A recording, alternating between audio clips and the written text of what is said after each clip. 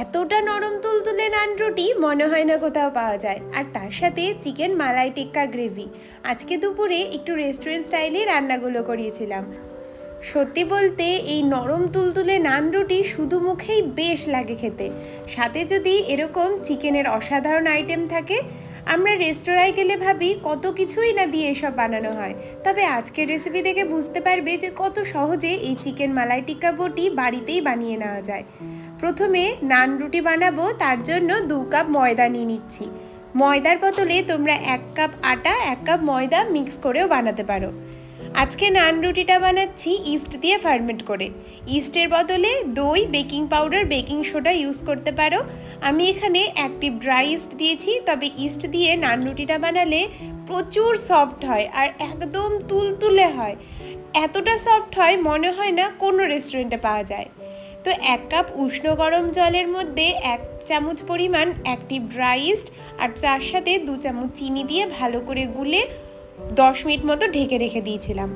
যখন দেখবে ইস্টটা সম্পূর্ণভাবে অ্যাক্টিভ হয়ে গেছে, বেশ ভালো মতো উপরে বুদবুদ চলে এসেছে, তখন বুঝবে ইস্টটা অ্যাক্টিভেটও হয়ে গেছে। এইবার ময়দা দিয়ে ভালো করে মেখে নিতে হবে। আমরা পাউরুটি বানানোর সময় ময়দার যে ভাঁজ দিই সেরকমভাবে মাখার কোনো দরকার নেই। সিম্পলি আমরা আটা বা পরোটা মাখার জন্য যেরকমভাবে ময়দাটা মাখি সেরকমভাবেই মাখতে হবে। একটু নরম করে মাখবে, তাহলে নান রুটিগুলো সারা দিন অবধি নরম থাকবে। আর এই নান রুটি শুধু মুখেই খেতে এত ভালো লাগে। তো দেখো, ময়দাটা সুন্দরভাবে মেখে নিয়েছি আর একটু তেল দিয়ে একটা গরম জায়গায় ঢেকে রেখে দিলাম, তাতে ময়দাটা ভালো মতো ফার্মেন্ট হয়ে যাবে। এদিকে চিকেন মালাই টিক্কা বটি বানাচ্ছি। তার জন্য সলিড চিকেন পিস নিয়েছি 250 গ্রাম, একটা বড় সাইজের পেঁয়াজ, 4-5টা কাঁচা লঙ্কা, একটু ফ্রেশ ক্রিম আর তার সাথে আদা রসুন বাটা দিয়ে মিক্সিতে ভালো মতো একটা পেস্ট বানিয়ে নিয়েছি। মানে ওই চিকেন কিমাও তোমরা ইউজ করতে পারো, তবে যদি চিকেন কিমা না থাকে তাহলে এমনিভাবে মিক্সিতে পেস্ট বানিয়ে নেবে। এরপর চিকেনের যাতে জল ভাবটা চলে যায় তার জন্য এই 4 থেকে 5 চামচ মতো চালের গুঁড়ো, স্বাদ মতো লবণ আর 1 চামচ মতো বাটার দিয়ে ভালো করে মেখে রেখে দিলাম। বাটার দেওয়ার ফলে এই মালাই টিক্কাগুলো একদম সফট হয়, মুখে দিলেই মিলিয়ে যায়। এই চিকেন বটি কাবাব বানাতে কিন্তু কোনো ঝামেলা নেই, আর এর জন্য কোনো তন্দুরেরও দরকার পড়ে না। এইবার চিকেনের যে পিসগুলো সেগুলো ভালো করে এরকম একটা স্টিকের মধ্যে যেরকম বটির শেপ দেওয়া হয় সেরকমভাবে শেপ দিয়ে নেবে। যদি এরকম গোল পাইপ টাইপের কিছু না থাকে তাহলে চামচের মধ্যে ঢুকিয়েও এরকম বানিয়ে নিতে পারো, বা নর্মাল গোল গোল কিমা কাবাব করেও এটা বানানো যেতে পারে। আমি সবগুলো চিকেন এরকমভাবে লম্বা লম্বা করে বানিয়ে নিয়েছি যাতে রেস্টুরেন্টের মতো দেখতে হয়। ভীষণ সুন্দর খেতে লাগে। আর এর মধ্যে কি দেখেছো তো, বাড়ির তৈরি জিনিসই দিয়েছি, এক্সট্রা কিন্তু কোনো মশলা আমি যোগ করিনি। সমস্ত বটিগুলো বানানো হয়ে গেছে। এইবার সামান্য তেলের মধ্যে এপাশ ওপাশ একটু ভেজে নেব।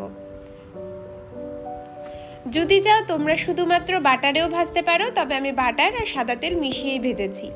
যতটা পরিমাণ তেল দেখছো ওই সম্পূর্ণ তেল দিয়ে আজকে পুরো গ্রেভিটা বানাবো। এইগুলো ভাজতেই বেশি তেলেরও দরকার পড়ে না, সামান্য তেলে এপাশ ওপাশ সেঁকলেই হয়ে যায়। মোটামুটি 7-8 মিনিট মতো মিডিয়াম টু লো আঁচে ভালো করে সেঁকে নেবে। দেখবে যতক্ষণ না গোল্ডেন একটা কালার আসছে আর চিকেনটা খুব সুন্দরভাবে সেদ্ধও হয়ে যায়, সেই নিয়ে কোনো চিন্তা করতে হবে না। এমনি এই চিকেনের পিসগুলোকে তোমরা যদি তন্দুর ওভেন থাকে তাহলে বা মাইক্রো ওভেনে সেঁকে নিলেও কিন্তু সুন্দর কাবাব তৈরি করা যায়। তবে আজকে যেহেতু গ্রেভিতে ইউজ করছি তাই একটু নতুনভাবে তোমাদের সাথে শেয়ার করলাম। এই চিকেনগুলো বাড়িতে যখন লোকজন আসে তখন কিন্তু অনায়াসে বানিয়ে খাওয়াতে পারো। একটু ভিন্ন স্বাদের আর ভীষণ টেস্টি।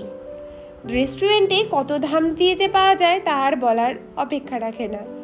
এইবার যে তেল বেঁচেছিল সেই তেলেই 2টা বড় পেঁয়াজ, তার সাথে 4-5টা কাজু আর একটু কাঁচা লঙ্কা হালকা ভেজে তুলে নামিয়ে রেখেছি। পেঁয়াজগুলোকে একটু নাড়াচাড়া করার পর দেখবে পেঁয়াজের কোয়াগুলো একাই ছেড়ে আসছে, তখন বুঝবে ভাজা হয়ে গেছে। খুব বেশি ভাজলে যেমন কালারটা কিন্তু লালচে হয়ে যাবে, তখন গ্রেভিটা কিন্তু ব্ল্যাকিশ কালারে চলে আসবে। সেই জন্য হালকা হলুদ বা সাদা যেই রঙে রাখতে চাও তার জন্য পেঁয়াজগুলোকে হালকা ভাজলেই যথেষ্ট। একটু লম্বা লম্বা মালাই টিক্কা বটিগুলো ছিল, সেই জন্য মাঝখান থেকে আমি কেটে নিয়েছি যাতে সুন্দরভাবে গ্রেভিটা ঢোকে।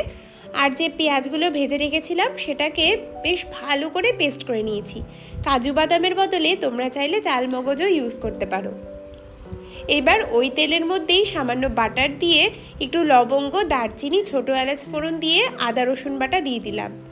আদা রসুন বাটা 2 চামচ দিয়েছি।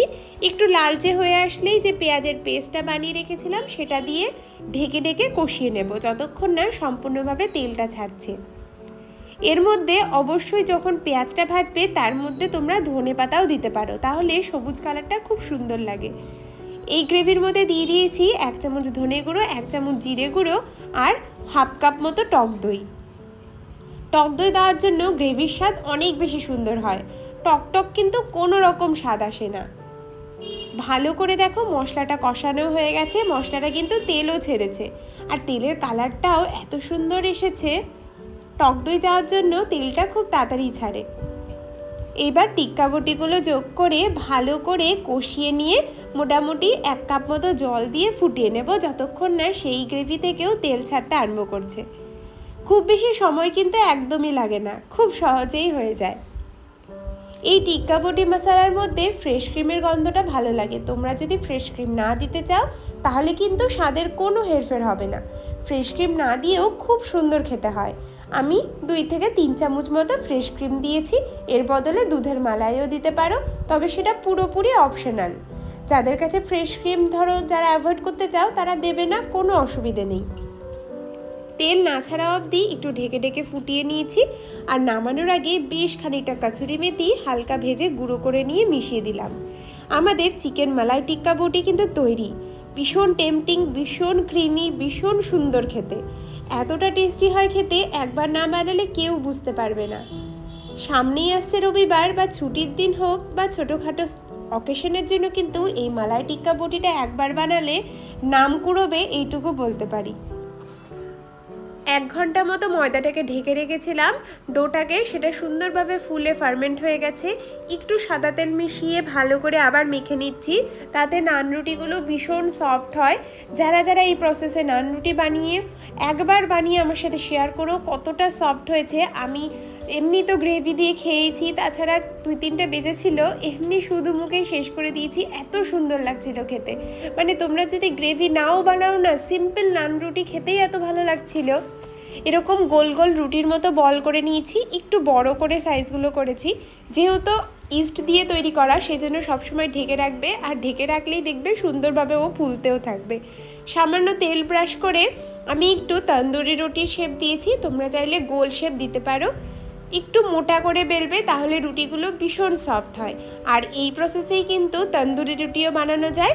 তার জন্য ময়দা বেলা যেটা বানাচ্ছ তার অপোজিট সাইডে ভালো করে জল ব্রাশ করে তাওয়ার মধ্যে দেবে, তারপর তাওয়াটা উল্টে একটু গ্যাসের মধ্যে সেঁকে নেবে, সুন্দর তন্দুরি রুটি হবে। আমি তন্দুরি রুটির ভিডিও তো তোমাদের সাথে আগে শেয়ার করেইছি। এইভাবেই কিন্তু তন্দুরি রুটি বানায়। তবে তন্দুরি রুটির স্বাদ আর নান রুটির স্বাদ কিন্তু আকাশ পাতাল তফাৎ। এই নান রুটি যতটাই সফট হয় ততটাই টেস্টি হয়।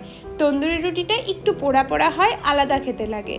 প্রতিটা নান রুটি কতটা সুন্দর ফুলেছে দেখেই বুঝতে পারছো। আমি কিন্তু অপোজিট সাইড বাটার দিয়ে আর সেঁকিনি, বাটারটা লাগিয়ে দিয়েই নামিয়ে ফেলেছি। আর সবসময় চেষ্টা করবে রুটিগুলো বানিয়ে সাথে সাথেই কিছু দিয়ে ঢাকা দিয়ে রাখার, তাহলে রুটিগুলো আরও বেশি সফট হয়। সমস্ত রুটিগুলো একটু বাটার ব্রাশ করে নিয়েছি, ব্যাস আমাদের নান রুটি কিন্তু তৈরি। ভীষণ সুন্দর রুটি হয়েছিল, একবার অন্তত বানিয়ে দেখতে পারো। আজকে দুপুরে এই ছিল আমাদের বিশেষ আয়োজন। একজনের নেমন্তন্ন ছিল, তো তার জন্যই স্পেশালি করা। কেমন লাগলো আজকের রেসিপি অবশ্যই জানিও। চিকেন মালাই টিক্কা বটির গ্রেভিটা দেখেছো তো কতটা টেম্পটিং এসেছে, কতটা সুন্দর কালার এসেছে। একবার কিন্তু এই মালাই টিক্কা বটিটি মাস্ট ট্রাই একটা রেসিপি।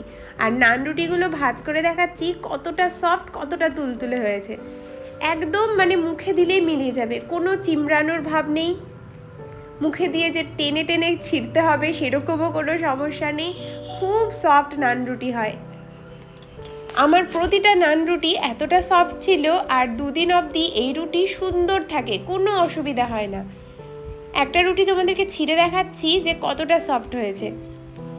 আজকে অনেক দিন বাদে এই নান রুটির রেসিপি তোমাদের সাথে শেয়ার করছি। আগে অনেক রিকোয়েস্ট পেয়েছি, অনেক আটার রুটি আমি দেখিয়েছি, তবে ময়দার এরকম নান রুটির রেসিপি আমি তোমাদের সাথে শেয়ার করিনি।